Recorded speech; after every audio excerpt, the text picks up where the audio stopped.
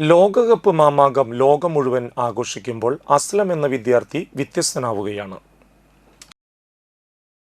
തൃപ്പയാറിലെ നജീബ് PM-ന്റെ ഉടമസ്ഥതയിലുള്ള അടഞ്ഞുകിടക്കുന്ന കടയുടെ ഷട്ടറിൽ വേൾഡ് കപ്പിലെ വിവിധ ടീമുകളിലെ പ്രഗത്ഭരായ കളിക്കാരായ Messi, Neymar, Ronaldo, Mbappe, Yamal, മോൺട്രിച്ച്, ഉസീഞ്ഞ, ഹാളൻഡ് എന്നിവരുടെ ചിത്രങ്ങൾ വരച്ചുകൊണ്ട് ലോകകപ്പിന് പുതുമയേകുകയാണ്.